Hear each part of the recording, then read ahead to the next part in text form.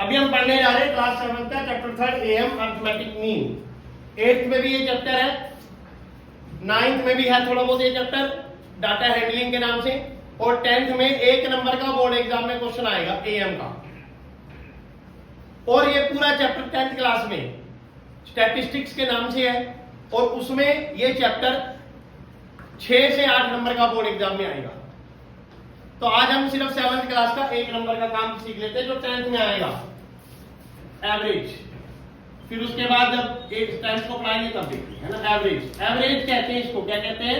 Average. Average किसको कहते हैं? मीन को। किसको कहते हैं? मीन को। मीन। एवरेज किसको कहते हैं? मीन को। और इसका एक साइन होता है, ये साइन है इसका, मीन का साइन, एक्स के ऊपर बार, ठीक है।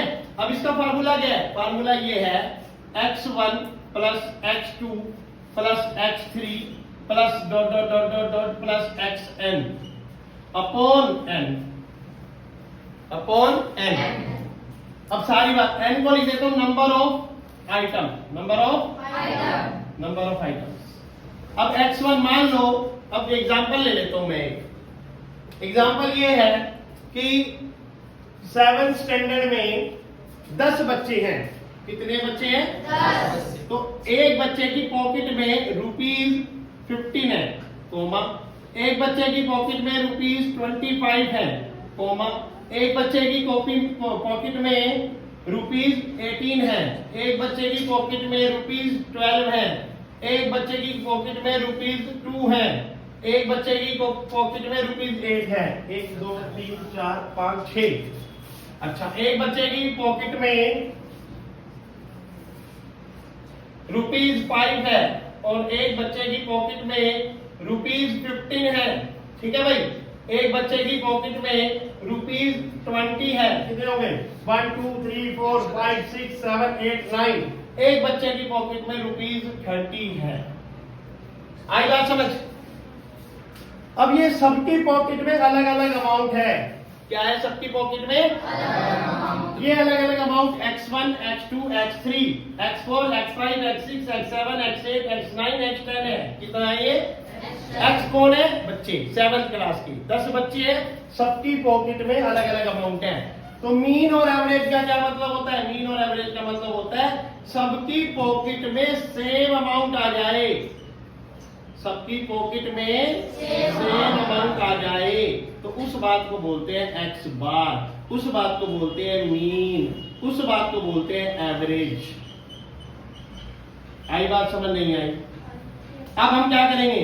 सबको ऐड करेंगे। 15 plus 25 plus 18 plus 12 plus 2 plus 8 plus 5 plus 15 plus 20 plus 30 upon कितने? 10। बस ये लॉजिक है। मुश्किल है? आसान है। अब करेंगे टोटल, टोटल करेंगे भाई।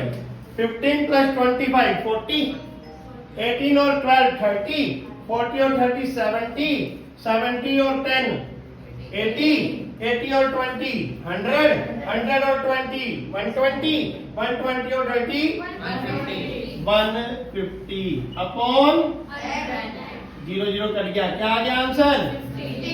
₹15। हर बच्चे की पॉकेट में कितने रुपए हो सकते हैं? 15। आई बात समझ नहीं आई? आई बात समझ कि हर बच्चे की पॉकेट में 15 रुपए हो सकते हैं, 15 रुपीज हो सकते हैं। 2 रुपए वाले को भी 15 दे सकते हो आप, 8 रुपए वाले को भी 15 दे सकते हो आप, और जिसके पास सबसे ज्यादा है 30 रुपए, उसको भी 15 दे सकते हो। हमने क्या किया? सबके पैसे इकट्ठे करे। अब इसके पीछे एक छोटी सी बात बता।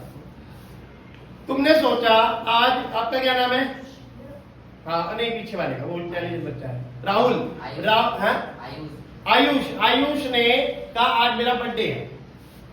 अब सबने कहा पार्टी दे भाई, तेरा बर्थडे है। तो इसने कहा तुम गिफ्ट दो पहले, तभी पार्टी मिलेगी। बच्चा वाली बात इसने कर दी। तो ये कह रहा है मेरे पास 30 रुपए है। मेरे पास कितना रुपए है? 30 रुपीज है। अब मैं पार्टी दे सकता हूँ, मुझे प्रॉब्लम नहीं है। तुम गिफ्ट के बदले में ना तुम्हारी पॉकेट में जितने पैसे हैं वो दे दो मुझे। एक ने कहा मेरी में 2 रुपए, कोई बात नहीं दे दे, 8 है, एक ने कहा 5 रुपए, एक ने कहा 15, एक ने कहा 20 रुपए, सबको जोड़ लिया।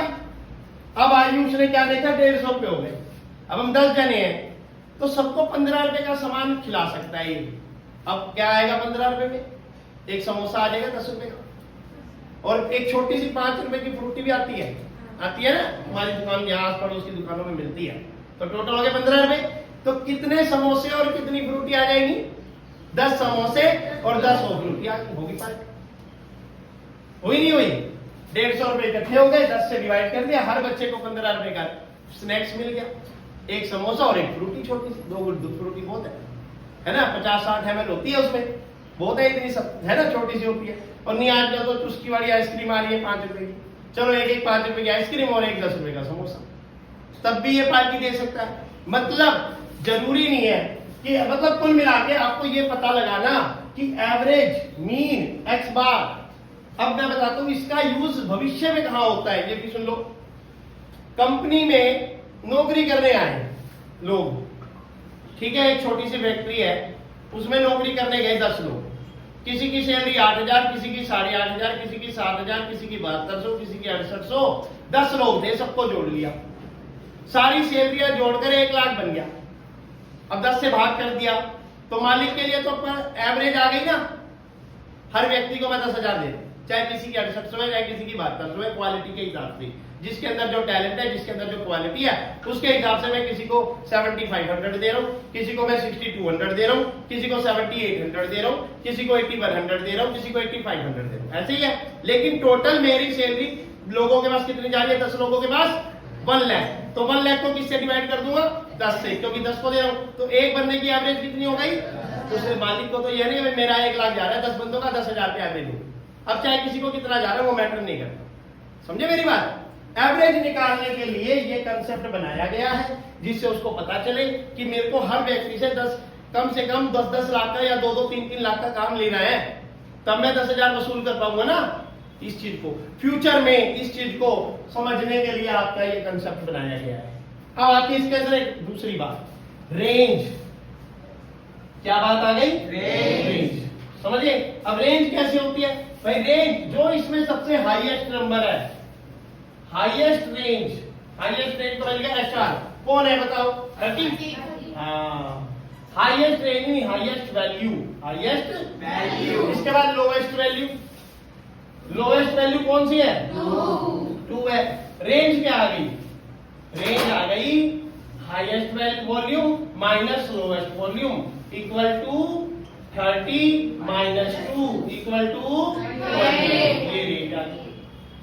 इस सीरीज की, इस सीक्वेंस की, अर्थमेटिक की, इस अर्थमेटिक की रेंज 28 है, समझे। सबसे लोएस्ट वैल्यू 2 है और सबसे हाईएस्ट वैल्यू 30 है, दोनों का सबट्रैक्शन ये है, समझे मेरी बात।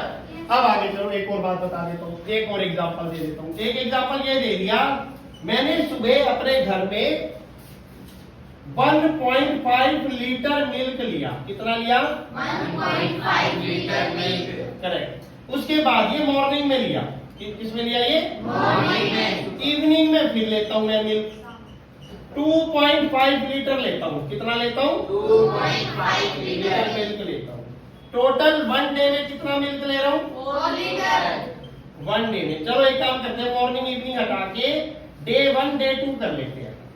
डे 1 में मैंने लिया 1.5 लीटर, डे 2 में मैंने लिया 2.5 लीटर, तो टोटल मिल्क कितना ले लिया 2 डेज में, 4 लीटर। 2 डेज में मैंने टोटल मिल्क ले लिया 4.0 लीटर, ठीक है, ठीक है ना। 5 5 5 10 का 0, कैरी 1 2 1 3 1 4 लीटर।